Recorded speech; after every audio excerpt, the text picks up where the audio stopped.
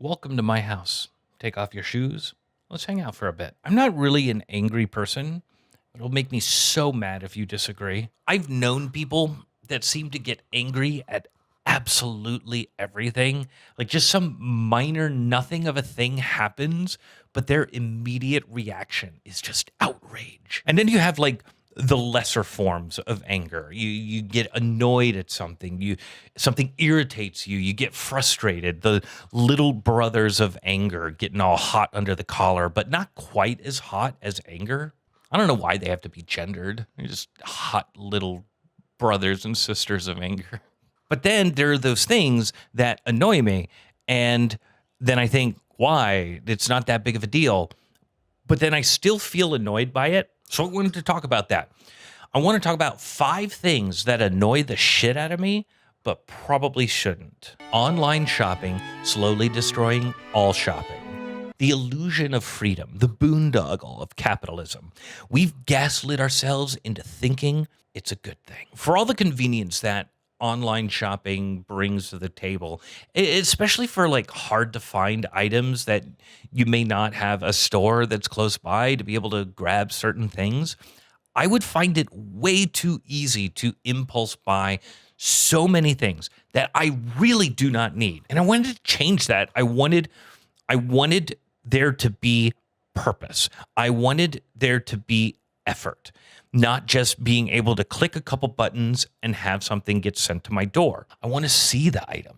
I want to hold it. I want to read the label. But that's not even the annoying part that I want to talk about. I wanted to get back into painting. I could spend so much money getting all of these supplies only to find out that I'm actually not interested. It's just something that consumed me for a week. It was starting to become really irritating to do any shopping online because, of course, now every single site needs to have not only the stuff that they carry in the store, but then there's these marketplaces. And so you do a search for one thing and there's like a million versions of that thing. It's just like 5 things copied a million times. So what I decided to do instead was to go to Michael's. It's a big box arts and crafts store, if you're not familiar with Michael's. As I was going through Michael's, I started to notice that all of these items that I had been researching and had an idea of the price in my head, it was more expensive, including the things that I would see on michaels.com. Turns out, on the site, they were offering a 30% discount site-wide for online purchases only. So all of these prices that I had in mind for these different things were discounted 30% than what you can find at the store. When I checked this yesterday, it was 25%, but it seems to keep going down as now it is 20%. And what I find so annoying is I could go to Michael's, shop all over the store. But if I gathered items like a normal shopping experience and then bought them, I would be penalized. Instead, I could walk through the store, go to michaels.com, add things to my virtual cart, check out on the site with a pickup at store option, then wait an hour for somebody else to go do exactly the same thing that I just did, so that way they could gather all of that stuff to put it in a bin in the front of the store. We are in the future. It's ridiculous, but I guess for me, from my perspective, and I'm not in control of how productive that time is for the store, but having to pay 30% penalty for the privilege to shop in your store just sounds absolutely bananas to me. People who wave you on at a 4-way stop when it's not your turn. You proceed the order that you arrive. If you and I get there at the same time, the person to the right goes first. This is the rule in America. It's basically you come first, you're first to leave, and then, the person to the right and blah, blah, blah. I'm waiting for somebody else to go.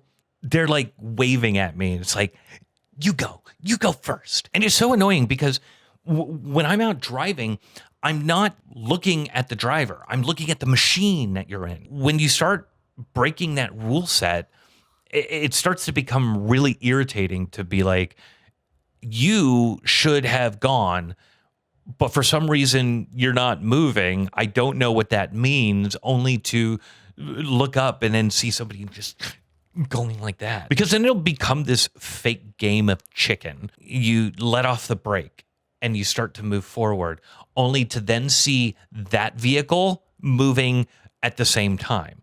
And so you brake, and then they stop too. And it just becomes this lurching where we're just playing this game. We just move, stop, move, stop. Oh, lurching. It's annoying. It's irritating. You're waving at the four-way stop. But like, I don't know. It should be fine, but it still annoys me. And I think it's because there's just a rule set that we should all be following, that we should all be familiar with.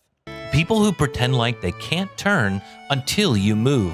I think I encounter this definitely the most in parking lots, not to say that I haven't encountered this anywhere else, but there will be these situations where I'm in the lane with all the parking spots and I'm going to that road that all of that kind of splits into, and I'm sitting there waiting for that lane to clear. Somebody comes up, but they stop as though they don't have the ability to make that turn.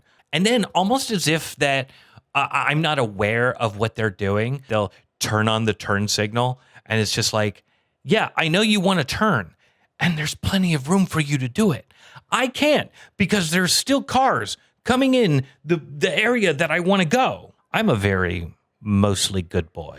I want to be out of other people's ways, hoping that they will stay out of my way. I completely get it in those situations where there just isn't space. It's one of those things where if it only happened a couple times, I wouldn't even think about it. It happens so much, I get worried about driving on the road sometimes. Speaking about being worried about who's driving on the road, student driver bumper stickers. This is the last one that has to do anything with cars. A couple of years ago, I noticed a sticker on someone's car that said, "Student driver, please be patient." And from the very first time that I saw that sticker, I didn't even think of anything of it. By the 20th time, I don't think all of these people are student drivers. It reminds me of recent stories of people who were putting stickers on their Tesla that say something to the effect of, "I got this before Elon went crazy." Mainly people who had the desire, but encountered a bad time trying to offload their Teslas and wanted to prevent vandalism for their depreciating asset. But then everyone was trying to get those stickers to put them on their car. If everyone does it, then no one is safe. The student driver drives the new BMW X3 because heaven forbid we let them take the Lambo to Safeway. And I have seen some of the people who drive those cars, and they are definitely not student drivers, but sometimes it absolutely is. I was driving down the interstate, and there was a car in front of me that had the student driver bumper sticker. I passed the car, and as I look into the car, I saw an older man in the passenger seat, kind of in a casual braced position. So he's just like leaned back in the seat with his hand on the oh shit bar. And in the driver's seat was this young woman who is sitting perfectly vertical, hands at 9 and 3, with just more concentration on the road than fighting off a Demogorgon. So that one was legit. That was totally giving student driver vibes. And I want somebody to leave a comment if you do this or if you know somebody that does it. Why? And does it actually work? Because on one hand, I'm annoyed to see that people are putting student driver stickers on their car, even though they may not be, in fact, student drivers. I think the thing that still annoys me is it kind of works. My friend who thinks Jurassic Park is a terrible film. We are not friends anymore. He really thought he could. Didn't stop to think if he should. Dealing with a dog that is asking for something, but isn't really telling you what it is. What do you need, buddy? You want to go outside? Are you hungry? You want some cuddles? You want your toy? No. Yeah. He doesn't really want anything, does he? The fact that I'm not rich enough to have infinite nachos. Hear me out. I came up with a weird idea called infinite nachos. Imagine, at any moment, you want some nachos, you just turn, then bam, suddenly, nachos. I don't know if that's going to look good, but that's the only take that I'm doing of that. Like, who doesn't look at a plate of nachos and think, I want to grab me a piece? I'm not talking about carrying around a bag of chips or having some chips and dip that's available. This isn't your mom's house. I'm talking deliciously crafted gourmet nachos, always at the ready. You're at an event, out and about, shopping. You're driving somewhere, just thinking, man, I could go for just like a nacho or two right now. You turn and there's suddenly nachos. And I just want to see this idea in action. Maybe I could end up working something out. Like, how much is something like that going to cost if I can package it up and turn it into like a subscription service? Would that be like $20,000 a month or $30,000 a month? Some of you out there are thinking, wait a second, I can't afford $20,000 a month for infinite nachos. Infinite nachos sounds incredible. $20,000 a month? What is that? If you want a cheap subscription service for nachos, go to your mom's house. If you're lucky, I'll be there too with my infinite nachos, and I'll let you have one. It's getting to the point where I really want to figure out how to trial this and just to do it, just to be completely ridiculous. Investors, call me. If we hit 1 million subscribers, we'll try infinite nachos. I'm so glad nobody watches these videos right now that I will never have to remember this. Now I want nachos. You made me want nachos, which really annoys me because I'm not going to get nachos. I think I'd call the business Nacho Business, home of the infinite nachos. Or suddenly nachos. Hey, Bill, what you got over there? Oh, I got nachos. Where did you get nachos? Oh, I'm subscribed to Suddenly Nachos. See, I'm making a service that you can't have. Does that annoy you? It shouldn't. Probably does anyway. Get yourself some infinite nachos. Bye.